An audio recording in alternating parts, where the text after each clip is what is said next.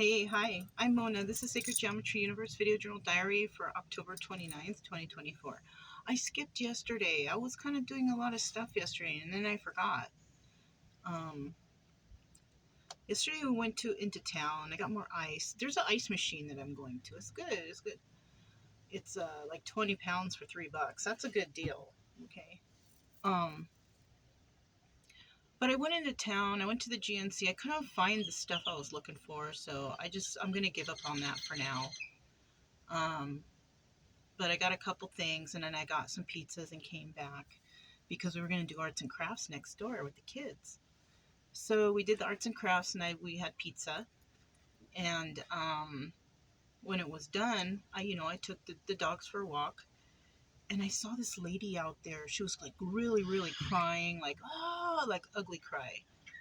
But somebody was right there with her, like patting her back, and I had the dogs, so I really couldn't kind of approach. So, I just continued the walk, but when I got back, I had seen that the person who was patting her back or whatever had left, and I used my little binocular to see, is she still there? And another car had left too, so she was there by herself, so I drove over there.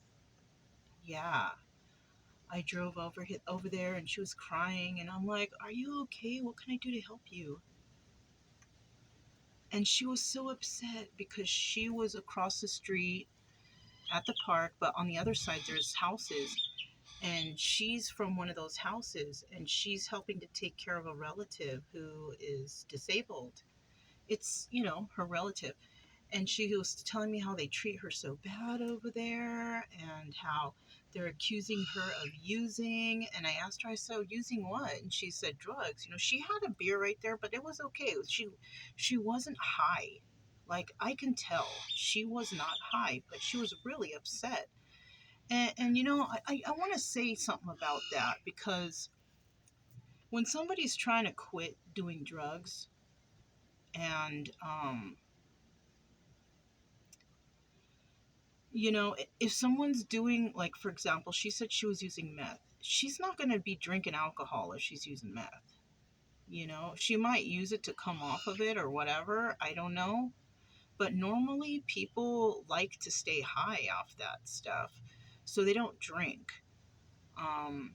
But she was drinking, and I believed her. She said, they're accusing me and I'm not doing it. I've been so many months sober, and you know and I'm thinking about going back to where I was, and I'm afraid I'm going to use again. And she has the right state of mind. If you go back to where you were using, you're going to use again. And so, I was chit-chatting with her, and I said, do you want a tarot card reading? And she's like, yes, please. So I gave her one, and you know what? Her cards were very good. They were very good. Like, her first card was the Eight of Cups, which is like walking away. She walked away from that life. She walked away from doing the dope and all that. But, when you have people accusing you because of their own insecurities of whatever they got going on and fighting with you with it, you're just going to push that person to doing it again. you know and I could say this to you, to people out there, and they're thinking like, yeah, but what if they are? But you know what, there's some people out there who actually know this, that if they could push somebody to the edge, that they will do it again. My family's like that. They're so mean like that, or my ex-husband's family too. They will push you to the edge until you like go nuts. And there's people out there who just want you to fail, who just want you to do bad, because it's a narcissistic thing. They'll tell you you're crazy, or you're on dope, or you're this and you're that. They'll slander your name, they'll say terrible things about you, and then that, of course, is going to lead you to a drug abuse or alcohol abuse or some sort of abuse to yourself, because that's a way to escape. So I spoke to her, and I did the rest of the reading, and her cards are really good. What she just needed, I think, is a positive person in her life, because she just doesn't have that. None of her family, the people across that she was working for, which is her family, putting her down, saying terrible things to her. I mean, she doesn't have any positive reinforcement in her life. She was 62 years old too, and she was not high. She wasn't even drunk. It's like she had the open beer there and she was like sipping on it, but she wasn't really even drunk either. She was just so upset. And I think, I had found a bracelet that had like little charms on it, like religious charm. I felt like it was a lucky thing that I found. I gave it to her. I cleaned it up, but I gave it to her and I told her every time that they try to tell you something, they're trying to reflect on you their own problems. So there might be drug use in that house that she doesn't know about, or maybe, like pills or something, because it looks like a nice home. But she also told me that it was her relative, that her dad is a lawyer and bought her that house. So she's kind of like somebody who entitled, you know. And this woman is going there and helping this entitled individual, and she doesn't even ask for money. Yeah, it's so terrible how people are nowadays. Um, that person has a problem over there in that house. But I told her, I said, look, because she told me, I said, do you have any money to leave or go anywhere? And she says, I have some money saved and I'm spending my money on them. And I said, look, you got to stop doing that. You need that money for you. I told her, you got to save it. Save it. Go to social services. I tried to give her as much advice as I could. By the time I left, she wasn't crying anymore. She was rubbing on the charm. I said, when you feel weak or whatever, just rub on the charm. I told her, God is always with you, you know. And she told me about how she lost some relatives and all that. And I said, the relatives are here with you too. They're trying to support you. And I told her, just try to stick it out for a little bit longer. Because I told her, I'm sure in your lifetime you've been through worse than what this person's putting you through. So just try to deal with it for now, save your money, go to social services, and try to find your own place, you know? Because it's like she's been helping her family and doing things, this, that, and the other. And I know this story. It's like my story, kind of, where the family, they need you, but they don't appreciate you. And they talk dirt behind your back and they try to bring you down. They try to put you in a place that's undesirable, that's terrible. So I try to give her some motivation and I'm hoping that worked. I don't know if it did or not. But, never put anybody down who's trying to kick an addiction or who's really trying. Don't just because of your own insecurities. That sucks. We don't have enough people out there motivating people to do better. We just have people out there trying to bring people down because they're jealous or they have their own problems and they feel like, using someone as a dartboard is fun. It's not fun and it's not nice, you know. Anyways, we came back and I watched some kind of foolish movie that was made in 1979, I think, called Hot Stuff. It was foolish. It had Dom DeLuise in it when he was very young. Um, but I watched that and then I ended up going to sleep. I had a rough night's sleep last night though because I think what triggered me was that woman because her story sounded familiar to mine.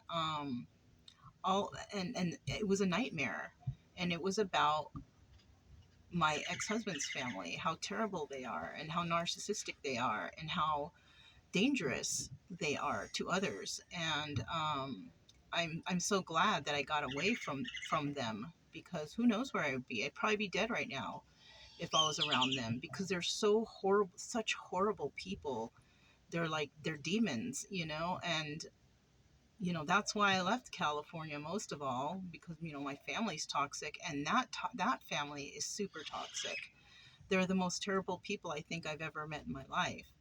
And I can't believe that I was even involved with them. Um, but thank God I got away, but I had that terrible nightmare and I woke up and I was just praying, like, please God, take these thoughts from my mind because I don't want them, and I don't want to be resentful towards them or hateful towards them because I know who and what they are. I don't even want to think about them because it triggers me, and it makes me upset. And I'm already trying to deal with my own mental stability, and having those kind of nightmares just makes it worse. So I did what I could to overcome that during the night, and I went back to sleep, and yeah, I feel so bad for that woman because she's possibly going through a toxic family. And I told her, you have to learn to say no. You have to learn to, think about yourself and start loving on yourself. And you have to start saving and saving yourself, by going to social services and seeing if she can get any help or whatever, you know.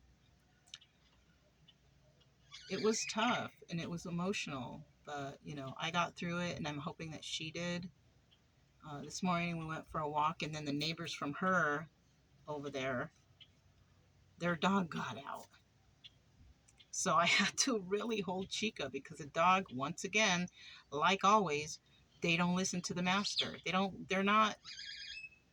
have control. And she's like, I'm trying to control. I said, put her on a lead, put her on a rope. I said, my dogs are never without a leash. They live on the leash. If I take the leash off Brian, he's like, put it back on, like he wants it on. I think Chica might be a little bit that way, but if there's another animal around, no, she'll bolt. I know that. And I did notice today, because the dog was trying to go around me, Chica was really protecting me. She was surrounding me. She didn't want that dog to be near me. She's such a great dog. She's such a great dog. And sometimes I think, gosh, I wish she was better. But you know what? She's protecting me. And I appreciate that. And that's why I try to give her the best. I also came up with a good idea. Oh, this is getting long. I came up with a good idea because, they don't really like the carrots that much. I have to really chop, chop, chop, chop, chop, chop them up in order for that, and mix it with their food in order for them to eat it. But I had a new idea because I normally put water in the half a can of food, and then I put the kibble, and then I chop the sausage stuff up, and I put that in there. But I was thinking, I have a blender. I'm going to throw carrots in there with the water and blend it so it's real fine, because it's the raw carrot that's good. If you cook it, I think it loses some of its properties. So I'm going to try that today. I've been doing the coconut oil. I'm just going back on the natural remedy for the heartworm. And of course, both of them can eat it. It's not bad for either dog. But I'm gonna start going back to that, and see how we can do it. I'm not gonna get an extra week here. I was thinking I should, but I don't think I am. 2 weeks is enough, and we're gonna head out to a new spot, which I think the next few spots are only like 2 and 3 day free spots, unless I can find something on recreation.gov, which is hard because, like, in this area, it seems like it's kind of hard to find spots for them. Texas has them all over, except like close to borders. So I don't know. I'm gonna have to see how that works because it seems like I'm far away from any kind of recreation.govs, and I don't want to drive too much. But if I do find one within 2 hours or 3 hours, I might just do that, because I've been able to empty this out really nicely. I feel more comfortable because it's not overpacked here.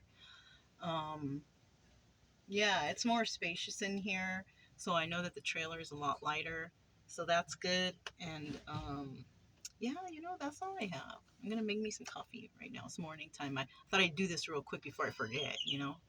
But that's all I have. I'm Mona. This is Sacred Geometry Universe Video Journal Diary for October 29th, 2024, and I'll talk to you next time. Bye.